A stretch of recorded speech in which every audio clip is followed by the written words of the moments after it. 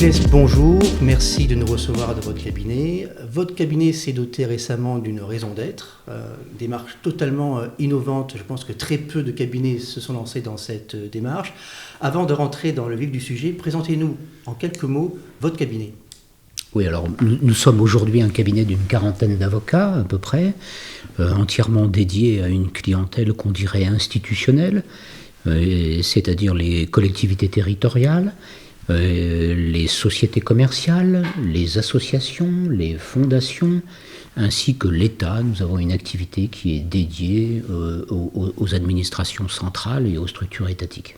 Alors, merci pour cette présentation. Quelle est l'origine de cette démarche, de vous doter d'une raison d'être ? Alors l'origine de cette démarche, c'est bien évidemment l'évolution des textes d'abord. On est d'abord des lecteurs attentifs de l'évolution des législations. Et nous le savons, avec la loi Pacte, le Code civil et l'objet social des sociétés a été modifié. D'abord parce que toutes les sociétés aujourd'hui, c'est le nouvel article 1833 du Code civil, doivent se préoccuper des conséquences sociales et environnementales de l'activité. Et les cabinets d'avocats sont des entreprises et des sociétés commerciales comme les autres. Et puis, on a la possibilité aujourd'hui, effectivement, d'adopter une raison d'être sur un choix volontaire qui correspond chez nous d'abord à une démarche que je qualifierais d'utilitariste. Nous sommes confrontés, comme beaucoup de nos confrères, à deux difficultés majeures. D'abord, la satisfaction des clients. Et nos clients nous demandent de plus en plus d'expliquer, de dire, de s'engager dans la démarche qui est la leur, qu'il s'agisse de sociétés commerciales qui ont adopté une raison d'être, et certaines sont devenues des entreprises à mission, telles que la Maïf, telles que Danone, nous demandent de justifier des actions que nous conduisons dans ce domaine qui les préoccupe au premier chef et qui structure à la fois leurs actions du quotidien et leur stratégie. Donc on a d'abord une pression des clients, le souci de ne pas être différent d'eux, mais de répondre à leurs préoccupations. Nous sommes peut-être de leur côté, on peut le regretter, mais un fournisseur, et que ce qu'ils imposent à tous leurs fournisseurs et prestataires, ils l'imposent également aux avocats auxquels ils recourent. Ce qui est intéressant dans ce que vous dites, c'est que vous êtes un petit peu dans une démarche entrepreneuriale en quelque sorte. Vous dites qu'un cabinet d'avocats est également dans une démarche commerciale, très clairement. Et ça, c'est une approche aussi assez innovante d'aller en fait au-devant des attentes du client, des entreprises, en adoptant une démarche similaire. Alors justement par rapport à cette démarche, concrètement, comment est-ce que tout le processus a été mis en place dans l'entreprise ? Est-ce que vous avez associé tous les collaborateurs, les clients également ? Expliquez-nous votre démarche. Alors, je dirais que c'est une démarche qui a été longue, parce que nous avons, de par la diversité de nos activités, une vraie problématique qui est de trouver une identité commune, c'est-à-dire au-delà de ce que fait tel ou tel associé, tel ou tel pôle, telle ou telle équipe d'avocats, essayer de trouver une identité d'entreprise, justement, donc d'essayer de répondre à la question pourquoi nous exerçons en commun notre activité alors que nos clients ne sont pas les mêmes, nos tarifs ne sont pas les mêmes, nos avocats ne sont pas les mêmes, nos mots ne sont pas nécessairement les mêmes. Quand vous plaidez un dossier en droit pénal, vous ne parlez pas de la même façon que lorsque vous plaidez un dossier devant un tribunal de commerce. Ça n'est absolument pas la même logique. Donc on avait un problème de définition d'une identité d'entreprise. Et c'est une démarche qui nous a pris à peu près 1 an. Alors c'est une démarche qui, il est vrai, a été conduite essentiellement dans sa conception, en tout cas, par les associés qui se sont réunis à échéance périodique pour d'abord comprendre ce que pouvait être la raison d'être d'un cabinet d'avocats, avec cette idée un peu ancienne, totalement désuète, que le métier d'avocat lui-même a du sens et qu'il sert le bien commun, et que finalement, si tout le monde a besoin de savoir pourquoi est-ce qu'il travaille, les avocats n'ont pas besoin. On défend le faible contre le fort, on est des barrières des libertés individuelles, on est tout ce que vous souhaitez. Et que donc la question qui s'est posée à nous était, est-ce que c'est utile tout ça pour nous, ou est-ce qu'il suffit de dire qu'on est avocat et que tout le monde comprendra que nous sommes les défenseurs du bien commun? Et une fois passé cela, il a fallu concevoir ce que pouvaient être les principes sur lesquels on s'engageait. Et donc on est arrivé à une rédaction de cette raison d'être qu'on a effectivement adoptée dans nos statuts. Et par rapport à ça, est-ce que vous avez été accompagné par un consultant externe? Vraiment, ça a été une démarche vraiment au sein du cabinet avec uniquement les collaborateurs et les associés? Alors on a été accompagné non pas par quelqu'un d'extérieur, mais on a recruté une directrice RSE et croissance durable pour nous aider, nous assister à la fois dans la conception et ensuite, bien évidemment, parce que nous ne payons pas de mots et que tout ça n'est pas que de la communication, ça n'est surtout pas de la communication, la démarche est sincère, nous avons une personne qui est entièrement dédiée à cela et pour, une fois tout cela conçu, une fois tout cela connu, en interne et de nos clients, eh bien tout cela doit être concrétisé, c'est une dynamique de long terme, c'est un engagement, c'est pas une photographie pour faire bien sur l'album, et c'est pas du tout cela. Donc on a fait le choix, c'est notre culture, de recruter une ressource interne et d'associer cette ressource interne dès le début à une réflexion qui a été conduite au sein du cabinet, bien évidemment d'abord par les associés. Il m'a paru indispensable que les associés s'engagent. Si les dirigeants ne s'engagent pas, cette affaire est un artifice. Et ensuite, il a fallu diffuser cela. Et nous sommes bien évidemment en marche pour concrétiser cela dans toutes ses dimensions. Alors, ce qui est très intéressant, c'est effectivement, déjà c'est innovant, vous avez fait appel, en fait vous avez recruté une personne totalement dédiée à cette démarche.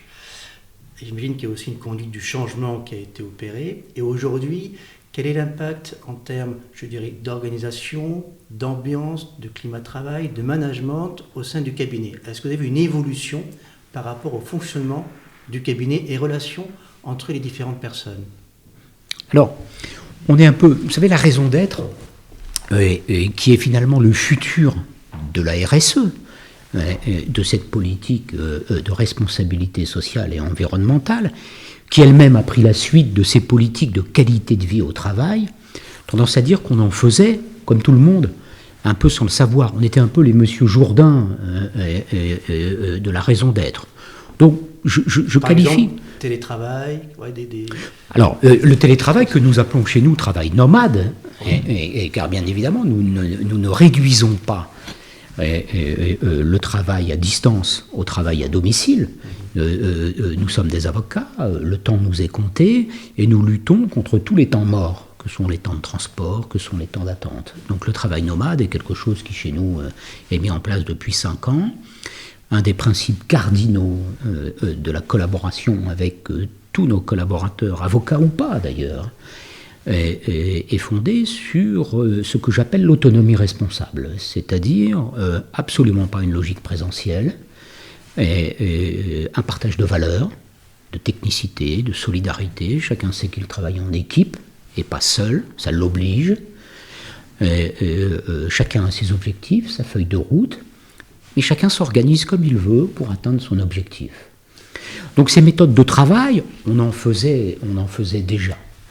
Donc on a d'abord souhaité les inventorier et bien évidemment ensuite les développer. Dans la période actuelle, celle que nous vivons, celle que nous avons vécue, l'agression par ce virus, qui est une agression extérieure, qui n'est pas un élément qu'un entrepreneur peut gérer. L'entrepreneur gère des risques d'entreprise. Et c'est une agression extérieure. Je crois que la démarche que nous avons entreprise il y a plus d'1 an nous a sauvés et va nous sauver. Parce que elle nous permet d'abord d'avoir un guide, de savoir et de dire à tous ceux qui travaillent ici, 40aine d'avocats, une 60aine de personnes en tout, où nous allons. Et cette recherche, si ce n'est de sens, au moins d'une destination, qui vaut comme boussole, est quelque chose d'indispensable aujourd'hui. Et je crois qu'on se félicite tous les jours d'être entré dans cette démarche, car je peux expliquer quels sont les principes directeurs, et qu'est-ce qui va nous animer demain, au-delà de nos problématiques du jour. C'est une démarche, en fait, également, qui est au service de la mobilisation des collaborateurs. Ils ont en quelque sorte une vision, ils savent où ils vont, les valeurs du cabinet, donc c'est structurant en termes de fonctionnement du cabinet. C'est ce que vous dites, notamment en période de crise, ça a permis effectivement au cabinet d'avoir une démarche peut-être plus efficace, solidaire, réactive, c'est ce qu'on peut dire ? C'est ce qu'on peut dire. Je crois effectivement que le chemin qui est le nôtre est véritablement de préparer l'avenir. La question n'est pas de savoir si dans les 10 prochaines années je vais réussir à continuer d'exercer mon activité avant de prendre ma retraite. La question est de savoir comment cette activité, cette entreprise, qui a créé encore une fois plus de 60 emplois pérennes, peut survivre. Peut-être une entreprise pérenne, qui donc attire des jeunes, fidélise des compétences, et cultive une philosophie. Et donc, comment nous allons appréhender le monde de demain ? Vous avez vu que la profession d'avocat, et de ce point de vue-là, la crise Covid a joué le rôle de révélateur, mais les choses sont plus profondes et anciennes, est complètement désenchantée. Les jeunes générations ne veulent plus devenir avocats, ne veulent plus rester avocats. Et que les solutions qui peuvent être proposées, revalorisation de l'aide juridictionnelle, entrée en bourse de certaines structures capitalistiques de rang international, ne sont pas, à mon avis, la solution adéquate, et ne sont en tout cas pas toute la solution. Et en fait, ce raisonnement, on l'entend également au sein d'entreprises, vous parlez de Danone, la Maïf, où effectivement, rentrer dans une démarche de raison d'être, c'est à mission, il y a aussi une vocation de montrer que l'entreprise est éthique, responsable, et aujourd'hui, les jeunes générations sont demandeurs de ce type de valeurs au sein des structures, entreprises, mais également au sein des cabinets d'avocats. Alors, justement, par rapport à ça, vous avez communiqué auprès de vos clients sur cette démarche. Quels ont été les retours de vos clients par rapport à cette démarche ? Alors, excellent. Je dois dire, et c'est pas parce que cette démarche m'enthousiaste, mais je dois dire que ça a été excellent. On a eu une communication bien évidemment ciblée. On leur a dit, parce qu'on est fiers de cela et qu'on estime que ce faisant, on partage quelque chose avec eux. Alors que depuis toujours, nous avons tendance à cultiver une différence. Les avocats ne sont pas comme les autres. Les avocats doivent rester sur l'île de la Cité, surtout pas aller dans le quartier des Batignolles. Les avocats sont des gens tout à fait à part, etc. Non, nous avons aujourd'hui quelque chose à échanger, à partager avec eux. Et les réactions des clients qu'on a eues, que j'ai reçues, des messages, sont d'abord des messages de félicitations, d'encouragement, de demande même d'entretien pour en parler, parce qu'il y a des gens qui eux-mêmes en interne sont aujourd'hui en plein dedans, dans cette raison d'être, dans ces missions, dans la définition de ce que va être demain le monde capitaliste. Et puis, on a même vu sur certains réseaux sociaux certains de nos clients être fiers, excusez-moi, en disant « Ah, mais c'est super !» Quand on a fait un message sur LinkedIn, etc. « Ah, mais c'est super, c'est notre cabinet d'avocats. » Enfin, c'est un de nos cabinets d'avocats. On n'a pas la prétention d'être le cabinet d'avocats de qui que ce soit. Et donc, c'est étonnant, parce qu'on voit bien que nous avons un terrain commun de discussion, de préoccupation, et que nous ne sommes plus perçus, à mon avis, uniquement comme un prestataire de services, mais véritablement comme un acteur du monde dans lequel nos clients évoluent. Et donc, ce qui est intéressant, puis on va arriver à la fin de cet entretien, c'est qu'en fait, cette démarche de se doter d'une raison d'être a plusieurs vertus. Une vertu au sein du cabinet, une vertu pour afficher un cabinet attractif pour les jeunes générations qui veulent rentrer dans la profession d'avocat et éventuellement vous rejoindre, et puis également une démarche intéressante, bien perçue par les clients. Aujourd'hui, on sait très bien qu'un des enjeux pour les cabinets d'avocats, c'est de fidéliser le client, et un cabinet porteur de valeur contribue également à cela. Merci beaucoup Yves Claes, et encore bravo pour cette initiative. Merci à vous.